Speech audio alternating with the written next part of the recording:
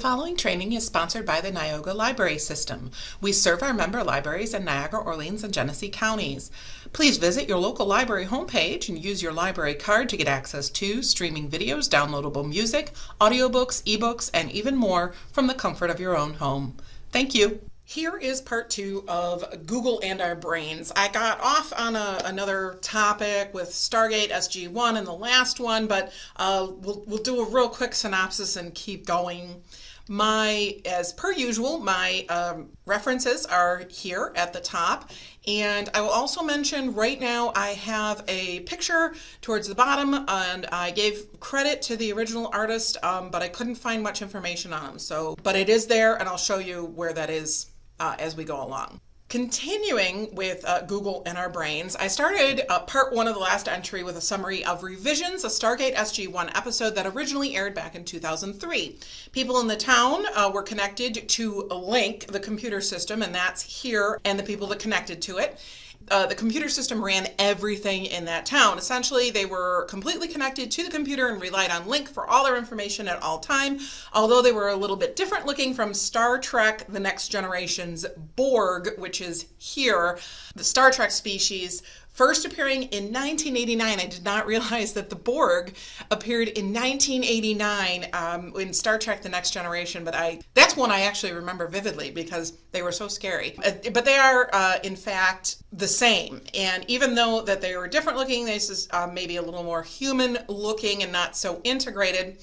If you know anything about the Borg, this was Hugh in 1991, and then he's been reimagined in the series Picard that's been continuing back in, this was Hugh in 2020. You can certainly read the post or watch the YouTube video for the rest of the background on this, but I'd like to apply the idea of yesterday's science fiction to today's reality. Because as Isaac Asimov is credited with saying, today's science fiction is tomorrow's science fact. And I am, in fact, going to ask myself a very scary question. How much do I rely on my computer and internet connection? I think I've broken out in a sweat already, and it really isn't due to the heat. I am going to defer to Jeff Minnick, the author that got me rethinking my own computer connection. I happen to agree with this statement more than I care to admit. I'll be the first, he says, he's writing Jeff Minnick, I'll be the first to admit I am hooked on my electronic devices. I love having information at my fingertips. I love living in an age when, to uncover some detail of history or literature, I don't have to make a trip to the library. I have no desire to return to typewriters, slow mail, and phones hooked to a jack in the wall. Yet the voices, those are warning about technology and social media, remind me that as much as I love my laptop and phone, I'm also subject, like everyone else, to the negative effects of this technology. So many hours online has left its inevitable mark. I see the damage done by social media to our public discourse, the crudity and cruelty of some who attack people they will never meet. I have no doubt that my attention span is shorter than it once was. That was Jeff Minnick saying that, but I'm going to just break off right here. I have no doubt that my attention span is shorter than it once was. That bothers me, and I realize it when I am reading books. I don't read for as long as I used to. Let me go back here, I'm sorry. Jeff Minnick is saying, again, he has no doubt that his attention span is shorter than it once was, eroded by hopping from website to website. My ability to concentrate is surely diminished, and I know from experience my need for the drug of online stimulation. Take my computer away, and I would undoubtedly go through a few hard days of withdrawal. And he goes on to say, and I am an old guy. What about our young people? Now, for me to say, take my computer away, I can tell you I would definitely go through withdrawal. I'm an old lady. What about our young people? I can tell you that as an aside, even the times when our internet has gone out in the house, and I went to look up our ISP's phone number and realized I had already opened up my computer, and then I laughed at myself because the internet wouldn't work on my computer to look up the phone number. I needed the... Okay. So previously, I'd released a video covering various reasons why people play video games. And the results were actually heartening. So some of our computer use has been really, it's been a wonderful addition to a lot of things, but there are also drawbacks. So it's always about balance. So that kind of creepy, cool factor. But Simon Parkin wrote back in 2017, for the British artificial intelligence researcher and computer game designer Richard Bartle, the kaleidoscopic variety of human personality and interest is reflected in the video game arena. Our disposition can often be reflected in our choice of character, too. In online role-playing games, which are a multitude now in 2021, for example, players who assume the roles of medics, keeping the rest of the team alive in battle will, Bartle found, tend to play the same role across games. These kinds of games are a search for identity, he said. While players sometimes experiment, for example, by playing an evil character just to see what it's like, Bartle found that such experiments usually lead to affirmation rather than transformation. Basically, he said, if you're a jerk in real life, you're going to be a jerk in any kind of social setting, and if you're not, you're not. So that's really good. And that was actually was written about in 2017, but the Richard Bartle was doing his research in the mid to late 1990s. So that was pretty good. That's heartening.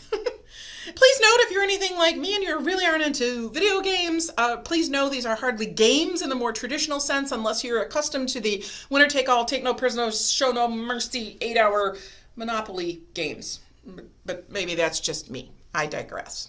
Jeff Minnick, going back to the original article, goes on to write, right now, our technology is racing ahead of our ability to discern its import on us. So my note is that technology almost always outpaces our ability to discern its import on ourselves.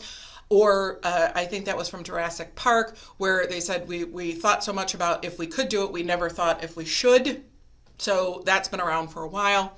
Technology almost always outpaces our ability to discern its import on ourselves, or more arguably, or more importantly, its impact on our children. We want our kids to succeed and to have the best we can provide. And many times we think, or we're hoodwinked into thinking, the best is whatever is shiny and new with all the bells and whistles.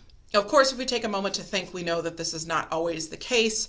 But this kind of insidious advertising is just more and more, the advertising is more personalized, and if you have a tendency to think one way, the artificial intelligence behind things like Facebook and Instagram, Facebook owns Instagram, but the AI behind Google has a tendency to continue to point you in the same direction in sort of a confirmation bias way. It becomes very difficult. Innovation often brings positive and negative effects. The automobile, for example, gave us the ability to move around with relative ease, to visit family members hundreds of miles away, and to live in the countryside while working in a city.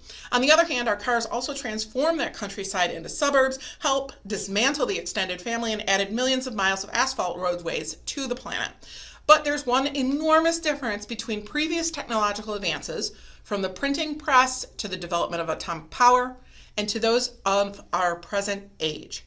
Cars, light bulbs, telephones, and compact discs exist outside of ourselves, outside of us. Now, I'm going to allow me to digress again here for a minute in story time. I have to tell you right now, at the time I was writing this, and even now as I'm talking about it, I'm really stuck on an anecdote I heard a long time ago. I cannot find any evidence right now to support it, so if you know something, let me know. But what I was thinking of was this, is John D. Rockefeller made his sons share a single bicycle when they were growing up. And he did this to make them understand the value of compromise and the value of money. I don't know if that's true. I like it. I mean, I think that's kind of a cool idea that you would make your kids share a single bicycle, but he was the richest man on the planet at that time, but to teach his sons, he made them share.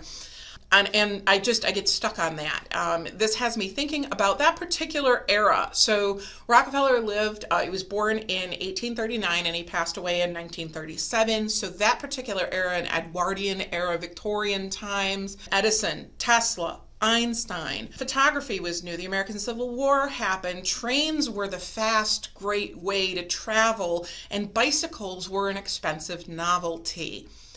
It seems to me that we've gotten 100 years of history jammed into the past 40 or so. Maybe every generation thinks this. Maybe it's just me. I don't know. It's just that we've gone from calling humans computers, at NASA for example, to having machines take that moniker. What else is coming? Now back to our regularly scheduled program.